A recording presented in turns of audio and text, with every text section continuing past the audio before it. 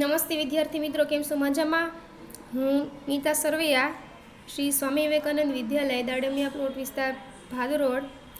આપણો આજનો વિષય છે સામાજિક વિજ્ઞાન, જેમાં પાઠ 1 આપણે ભણ્યા. પાઠ 2ની વાત કરવાની છે, જેમાં અડધો પાઠ છે મેં તમને પ્રથમ વિડીયોમાં સમજાવ્યો હતો.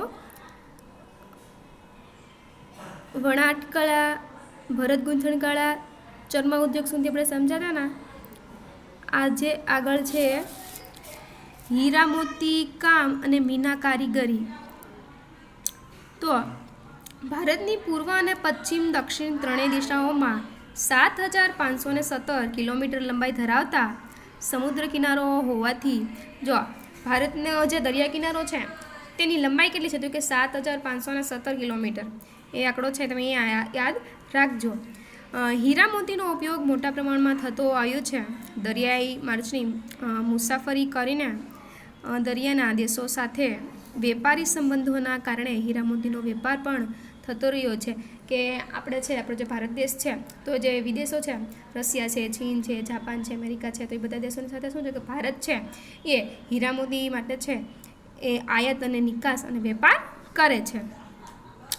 પછી ભારતના કારીગરો બનાવેલા હીરા મોતીના આભૂષણો વિદેશોમાં પહેલેથી જ ખૂબ માંગ રહી છે. મેં તમને પ્રથમ વિડીયોમાં સમજાવ્યું હતું ને કે ભારત દેશ છે આપણો, તો એ પોતે છે હીરા ઉદ્યોગમાં નંબર 1 ઉપર આવે છે. એટલે કે 90% હીરાનું ઉત્પાદન છે તે કોણ? તો કે ભારત દેશ કરે છે. પછી વિશ્વવિખ્યાત કોહિનૂર અને ગ્રેટ મોંગલ હીરા પણ ભારતમાંથી મળી આવે છે. કોહિનૂર જે સૌથી ઊંચી માંગ છે કોહિનૂર હીરાની, એ ક્યાંથી? તો કે આપણા ભારત દેશમાંથી જ પ્રાપ્ત થાય છે. ત્યાર પછી છે આભૂષણ અલંકારો શોખીન હોવાથી સોનાના દાગીના ઉપરાંત શ્રીમંત એટલે કે પૈસાવાળા અમીર વર્ગ, રાજા મહારાજાઓ અને અમીર ઉમરાઓ વૈવિધ્યસભર હીરા મોતીના આભૂષણો પહેરાતા. તમે ટીવી સિરિયલની અંદર જોયું છે, તેમજ આપણે જે સમાજમાં જે આવે છે રાજા મહારાજાની વાત આવે તો એની સુખ સાહેબી કેટલી બધી હોય કે ભાઈ હીરા અને મોતીને બધું પોશાક જે પહેરેલો હોય, એના જે કપડાં હોય એની ઉપર પણ છે એ સોના ચાંદી અને હીરાનું કામ છે એ કરાવેલું હોય છે. પછી છે પ્રાચીન સમયના રાજા મહારાજો, શ્રેષ્ઠીઓ અને મહાજનો પણ હીરા મોતી, માણેક, પન્ના, પોખરાજ, નીલમ વગેરે રત્નોની આભૂષણ વસ્ત્રોભૂષણ શોભા વધારતા. કે આવા બધા વસ્ત્રો દ્વારા છે પોતાની શોભા છે એ પહેલાંના આપણા જે રાજા મહારાજાઓ છે તે પહેરતા અને શોભા વધારતા. રાજા મહારાજાઓ તો આ ઉપરાંત શ્રેષ્ઠીઓ એટલે કે જે અમીર વર્ગ છે અથવા તો જે રાજા મહારાજાઓની સાથે જે રહેતા તે બધા લોકોની વાત કરે છે. રાજા મહારાજાઓ અને બાદશાહોના સિંહાસનો, મુંગટો, માળાઓ, બાજુબંધ બનાવવામાં રત્નોનો ઉપયોગ થતો. ગુજરાતમાં મોતીકામનો સવિશેષ ઉપયોગ થતો જોવા મળે છે. અને મોતીના કલાત્મક તોરણો, માળાઓ, કળશ, ઘૂઘરા, પચ્ચિત બારી, ચાકડા, લગ્નના નાળિયેર, ઈંઢોણી, પંખા છે, બળદ છે, આ દરેક સુશોભન કરેલા મોડિયા, શિંગડા, ઝૂલ વગેરે ગૂંથણવાની કલા કારીગરી અદ્ભુત રહેલી છે. આ બધું કહેતો કે આપણે ગુજરાતમાં છે એ મોતી કલા વિશે છે એ ખૂબ જ આગળ છે. ભારતમાં આ સઘળી કામગીરી એ હસ્તકલાકારી તરીકે પણ પરંપરાગત રીતે જોવા મળે છે. પરંપરાગત એટલે કે એક પેઢીમાંથી બીજી પેઢીમાં તેનું હસ્તાંતરણ. દુનિયાભરના દેશોમાં સોના ચાંદી તથા મીનાકારીની કલા કારીગરો આપણા ભારત દેશના અગ્રીમ સ્થાને છે. કે દુનિયાના તમામ દેશોમાં આપણો જે ભારત દેશ છે તે મીના કારીગરી માટે પ્રથમ સ્થાન ઉપર આવે છે. માળા, હાર, વીંટી, યરિંગ, કંગન, ચાંદીનો ઝુમકો વગેરે કૌશલ્ય નિષ્ણાતતા ધરાવતા કારીગરો મીના કારીગરો વડે લાલ, લીલો, વાદળી રંગ પૂરીને આવા ઘરેણાની શોભા વધારતા હોય છે.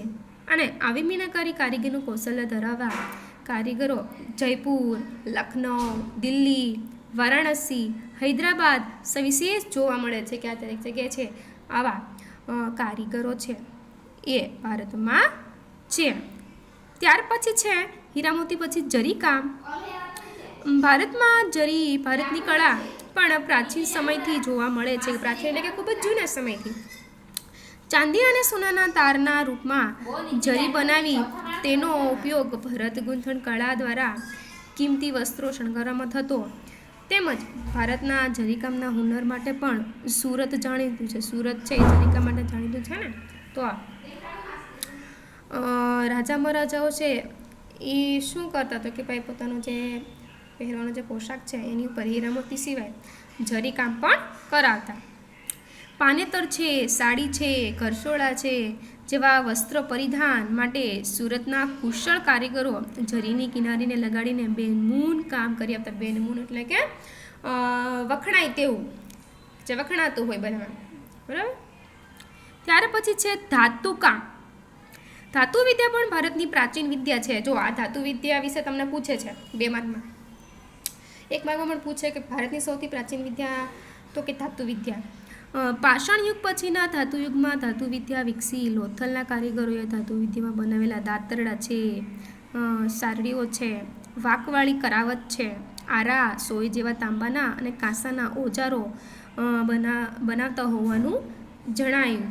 આમ ધાતુમાંથી ઓજારો ઉપરાંત વાસણો, મૂર્તિઓ, પાત્રો બનાવવામાં આવતા અને યુદ્ધો માટેના અસ્ત્રો અને શસ્ત્રો પણ ધાતુમાંથી બનાવવામાં આવતા. પહેલાંના જે રાજા મહારાજો છે, આપણા જે 2 વિશ્વયુદ્ધ થયા હતા, પ્રથમ વિશ્વયુદ્ધ અને દ્વિતીય વિશ્વયુદ્ધ, તો તમને રાજા મહારાજાઓ છે આપણે સિરિયલમાં બતાવે તો એ લોકોના જે હાથમાં જે બધા શસ્ત્રો હોય એ કેમાંથી તો કે આ જે ધાતુ છે એમાંથી બનાવવામાં આવતા.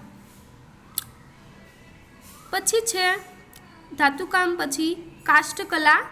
કાષ્ઠકલા એટલે કે લાકડાની વાત આવે આમાં. તો માનવ જીવનનો સંબંધ શરૂઆતથી જ વૃક્ષ અને વનરાજી સાથે જોડાયેલો છે. આપણે તમે આગળ ભણ્યા હશો સમાજમાં 8,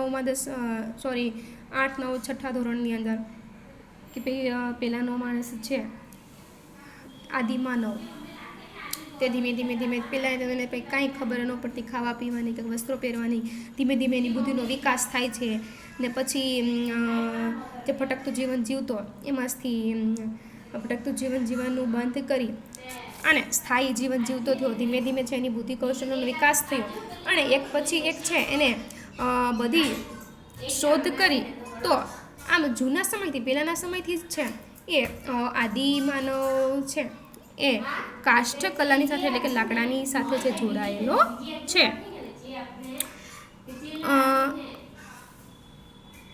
માનવ જીવનની સંબંધ શરૂઆતથી જ વૃક્ષો અને વનરાજી સાથે જોડાયેલો છે. પ્રારંભમાં એટલે કે શરૂઆતમાં બળતણ તરીકે અને પછી સમય જતાં સમયાંતરે ઓજારો, ભવનો એટલે કે મોટા મોટા જે મહેલો એની વાત કરી છે અહીંયા, મકાનો છે તેના બાંધકામની અંદર પણ લાકડાઓનો ઉપયોગ થતો રહ્યો અને હજી પણ થાય છે. ક્રમશઃ લાકડાની મૂર્તિઓ બનતી, પછી બાળકો માટેના રમકડા બનતા, પછી ચોગઠા છે, થાંભલીઓ છે, બારીપારણા છે, ગોખ પટારિયા છે, સિંહાસનો છે, ખુરશીઓ છે, જાળીઓ છે. આ રીતે કાષ્ઠકલાની અંદર કોતરકામ કરીને કુશળ કારીગરો દ્વારા અને ગુજરાતના સખેડાનું ફર્નિચર, લાકડાના હિંચકા તથા ઈડરના રમકડા પણ જાણીતા છે કે લાકડામાંથી કઈ કઈ વસ્તુ બને છે. તો આ તમામ વસ્તુ છે તમારે લખવાની.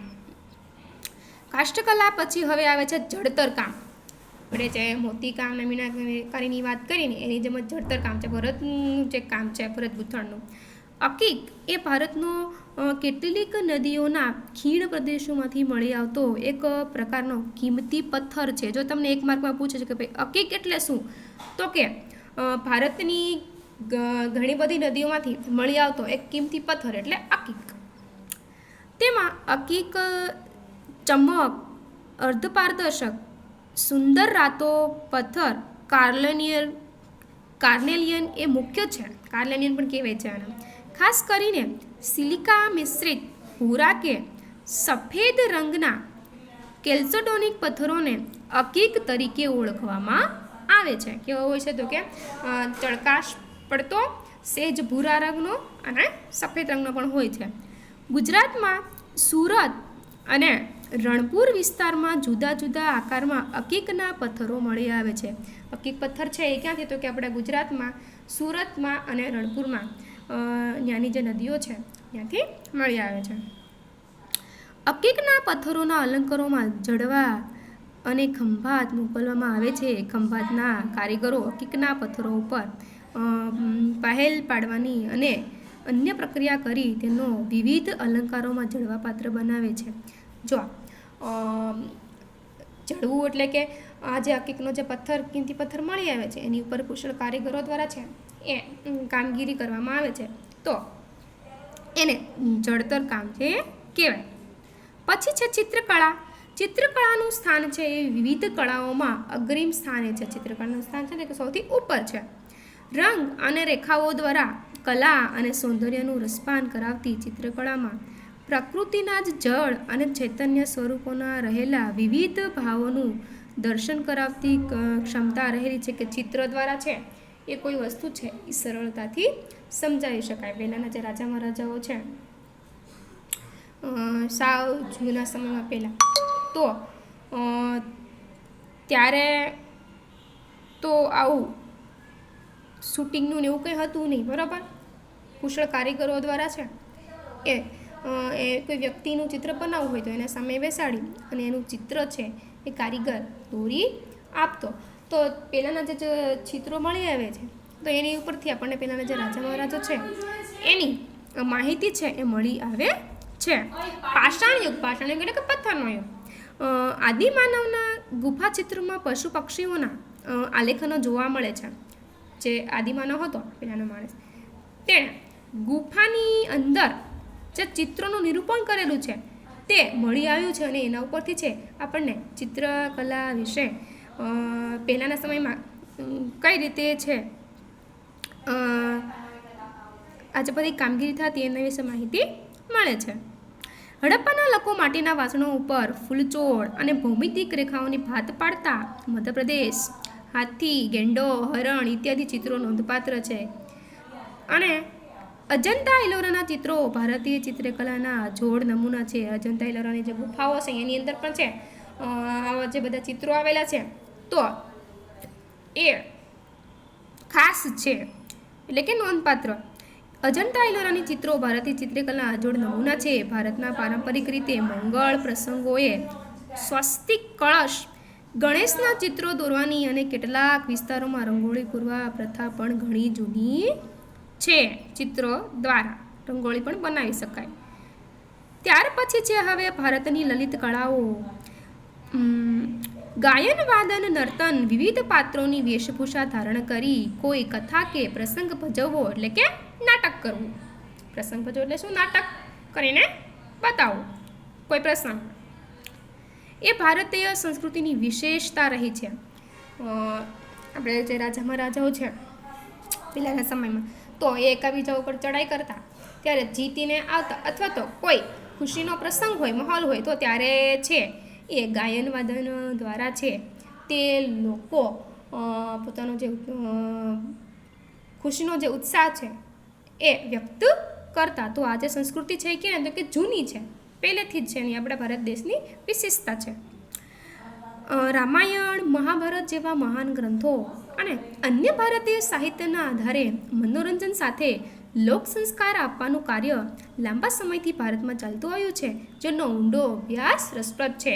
કે આપણું મહાભારત છે, રામાયણ છે, આ ઉપરાંત ઘણા બધા એવા પહેલાંના જે આપણા જે રાજા મહારાજાઓ છે તો એના મનોરંજનની સાથે લોક સંસ્કાર છે આપણું એ જોડાયેલું છે. તો એમાં સૌથી પહેલાં સંગીત કળાની વાત કરીએ તો ભારતીય સંગીત સ્વર, લય અને તાલની દ્રષ્ટિએ વિશ્વમાં અલગ તરી આવે છે. બરાબર, તાલની વાત આવે, લય અને તાલની વાત તો ભારત છે એમાં અલગ તારી આવે છે. કેમ કોલસામાં કોહિનૂર હીરો પીડ્યો હોય તો એક અલગ તરી આવે એ રીતે. આપણા 4 વેદો સામવેદ, ઋગ્વેદ, યજુર્વેદ, અથર્વવેદ, બરાબર. તો એમાં સામવેદમાં છે એ સંગીત કળા વિશે આવે છે. સામવેદ એ સંગીતને લગતો વેદ ગણાય છે. સામવેદની ઋચાઓ પણ સંગીતની સાથે તાલબદ્ધ રીતે ગાવાની હોય છે. સંગીતમાં ગાયન અને વાદન, ગાયન એટલે કે ગાવું અને વાદન એટલે વગાડવું, બંનેનો સમાવેશ થાય છે. સારે ગમ પ મધ પ ની સંગીતના મુખ્ય 7 સ્વર છે. આ પૂછી શકે તમને એક માર્કમાં, સંગીતના 7 સ્વર તો કે સારે ગમ મ પ ધ. આપણા સંગીતને મુખ્યત્વે શાસ્ત્રીય સંગીત અને લોક સંગીત એમ 2 ભાગમાં વહેંચવામાં આવ્યા છે. તો શાસ્ત્રીય સંગીત અને બીજું લોક સંગીત. સંગીતના 5 રાગો શ્રી, દીપક, હિંડોળ, મેઘ, ભૈરવી એ ભગવાન શંકરના પંચમુખેથી ઉત્પન્ન થયા હતા. ભગવાન શંકરનું જે નટરાજ સ્વરૂપનું આવે ને, મેં જોયું છે પહેલાં જે કંપાસ બોક્સની ઉપર છે એનું જે નટરાજનું જે સ્વરૂપ છે એ બતાવતા. તો એ શું કે જ્યારે તાંડવ કરતા ત્યારનું છે ચિત્ર. અને આ જે 5 છે એ ભગવાન શિવના પંચમુખોમાંથી જ ઉત્પન્ન થયા છે: શ્રી, દીપક, હિંડોળ અને મેઘ અને ભૈરવી.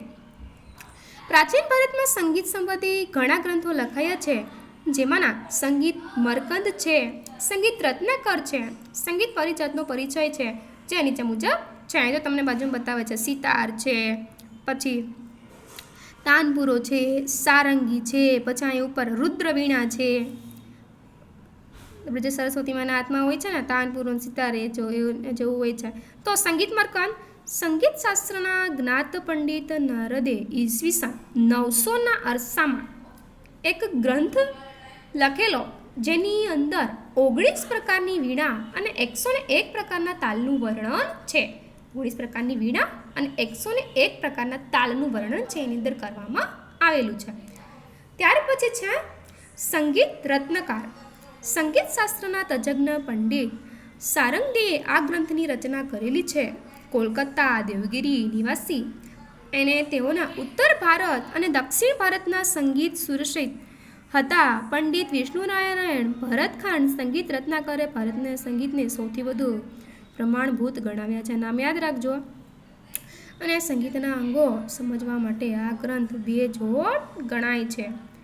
સંગીત પરિજાત ત્રીજું છે પંડિત બોહલે ઈસવીસન 1665 એટલે કે 16મી સદી દરમિયાન ઉત્તર હિન્દુસ્તાનની સંગીત પદ્ધતિ માટે આ ખૂબ જ મહત્ત્વના ગ્રંથની રચના કરી હતી. તેમણે દરેક રાગ અને રાગથી અલગ હોવાનું તેમજ તેનું સ્વતંત્ર અસ્તિત્વ તથા વિશેષ હોવાનું સમજાવ્યું હતું. તેમણે 29 પ્રકારના સ્વરો ગણાયા છે કે પંડિત બોહલે છે તે સંગીત પરિજાતની અંદર 29 પ્રકારના જે અલગ અલગ સ્વરો છે તેમાં દર્શાવ્યા છે અને પોતાનું કંઈક અલગ જ હોવું, કંઈક અલગ અસ્તિત્વ ધરાવવું એ એમની વિશેષતા રહી છે.